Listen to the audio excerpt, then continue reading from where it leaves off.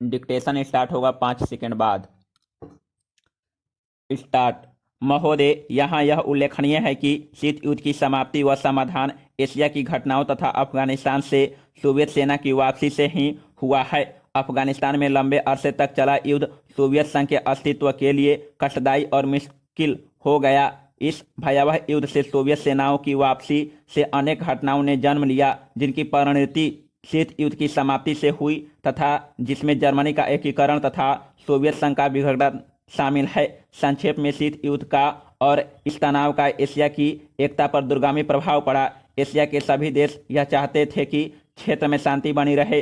चीन और सोवियत संघ का सीमा विवाद, चीन और वियतनाम का झगड़ा और भारत व चीन का सीमा विवाद उस समय की परिस्थितियों को स्पष्ट करता है।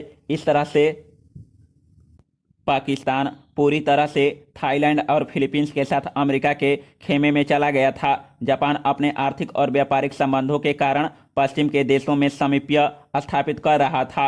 इससे एशिया की एकता को नया धक्का लगा है, क्योंकि एशिया के देश अलग अलग खेमों में बंट गए थे। 1960 के दशक में एक नया मोड़ आया, जब शीत युद्ध के समय में आसियान के नाम से एक नए गुट का प्रादुर्भाव हुआ।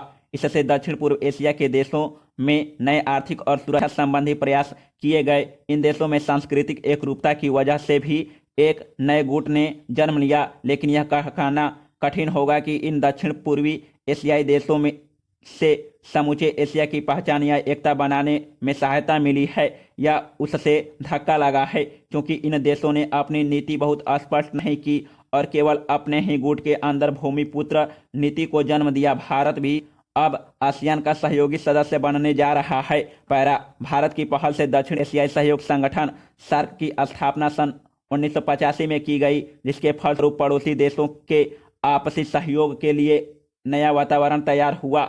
यह प्रयास सनह सनह उपयोगी रूप लेता जा रहा है, जो एशिया की पहचान बनाने की और महत्वपूर्ण कदम है। व्यापार, निवेश, तकनीकी ज्ञान, संचार माध्यमों में बढ़ोतरी ने विश्व गांव के विचार को भी पैदा किया। बढ़ते हुए व्यापार, निवेश, संचार एवं विज्ञान की आधुनिक तकनीकों ने पूरी दुनिया में एक दूसरे पर निर्भर रहने के नए विचारों को जन्म दिया।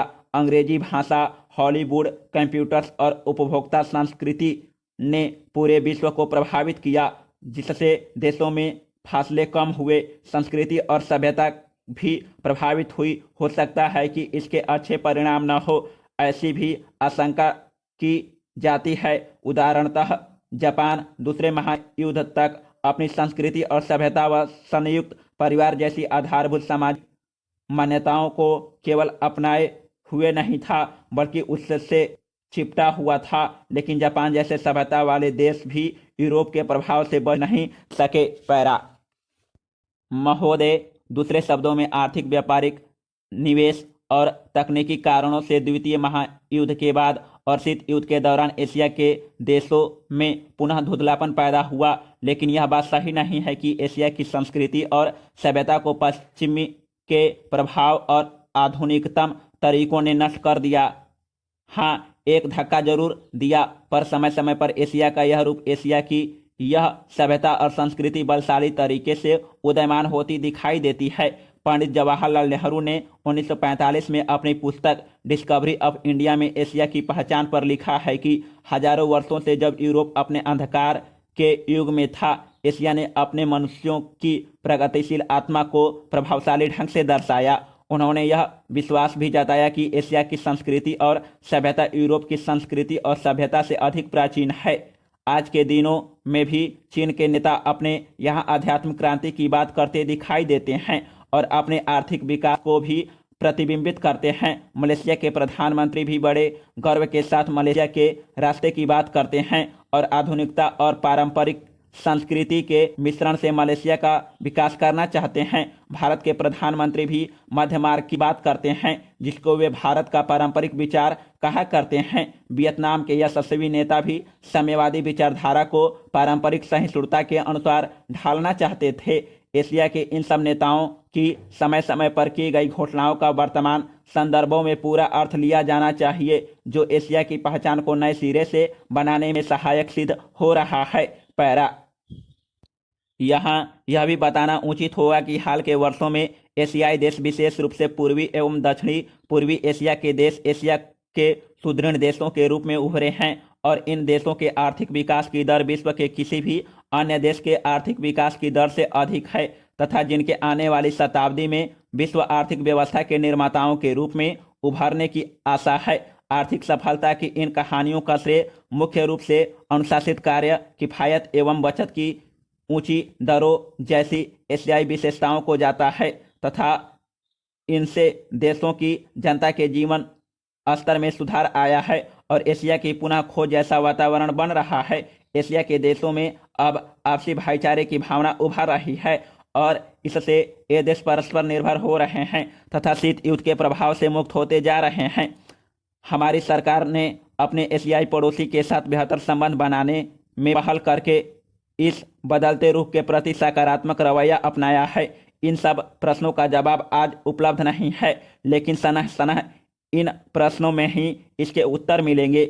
एशिया अपने इन प्रश्नों के उत्तर में एक नए एशिया को जन्म देगा और अपनी एक नई पहचान बनाएगा। यूरोप और अमेरिका के आधुनिक औद्योगिक विकास में फर्क नजर आता है। पैरा महोदय, बच्चे किसी भी देश के भविष्य होते हैं, यह यथार्थ सत्य है और सदियों से इस ओर विशेष ध्यान देने की आवश्यकता पर बल दिया गया है। जन्म से लेकर बच्चों के स्वास्थ्य, रहन सहन और उनकी शिक्षा को लेकर उनके माता पिता का चिंतित होना स्वाभाविक है, लेकिन तेजी से अपनी जड़ें जमा रहे भौतिकवाद ने हर छोटे बड़े समाज के सामने ऐसे कई सवाल खड़े कर दिए हैं कि बच्चों को किस तरह उनका हक दिलाया जाए जिससे वे आगे चलकर मजबूती और आत्मविश्वास के साथ समाज के सजग प्रहरी बन सके।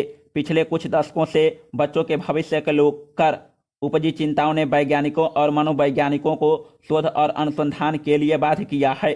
नित नई नई समस्याओं ने माता पिता को दुविधा में डाल दिया है। एक और जहां जीवन यापन के लिए महिलाएं भी पुरुषों की तरह कमर कसकर घर की चारदीवारी से बाहर निकल रही है, वहीं इसके कारण सदियों से चली आ रही सामाजिक संरचना गड़बड़ाने लगी है। आजीविका कमाने और अत्यधिक सुख वैभव की चाहत ने हर दंपति को जीवन शैली बदलने पर मजबूर कर दिया है। समाज में हो रहे इस बदलाव के कारण बच्चे सबसे ज्यादा उपेक्षित होने लगे हैं। अब तक की तमाम रिपोर्टों के मुताबिक यह स्पष्ट है कि अगर बच्चों के प्रति माता पिता की उदासीनता इसी प्रकार बढ़ती रही तो आने वाला वक्त तमाम परेशानियों के कारण जटिलता भरा हो जाएगा। बच्चों के सर्वांगीण विकास के लिए जो सबसे पहली समस्या सामने आती है वह है उनका स्वास्थ्य। पैरा माता पिता अपने बच्चों के स्वास्थ्य को लेकर चिंतित रहते हैं। अपने सामर्थ्य के अनुसार वह कम से कम बच्चों के खाने पीने में कोई कोर कसर बाकी नहीं रहने देना चाहते।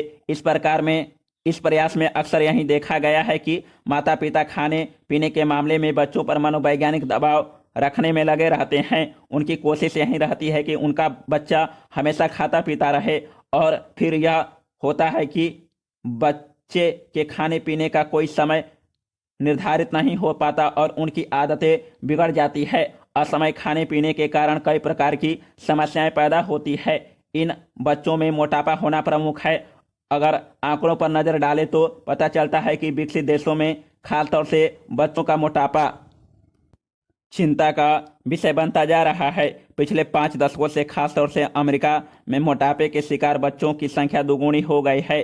कुल मिलाकर 6 वर्ष से 17 वर्ष की उम्र के ऐसे अमेरिकी बच्चों की लगभग संख्या 47 लाख थी। यही नहीं, इस उम्र के मोटापे के शिकार बच्चों का कुल औसत 10.9% था। ऐसे बच्चों की प्रतिशत औसत की तुलना में 2 गुना से अधिक थी। इनमें मोटापे के शिकार बच्चों की संख्या पिछले 10-12 सालों में काफी तेजी से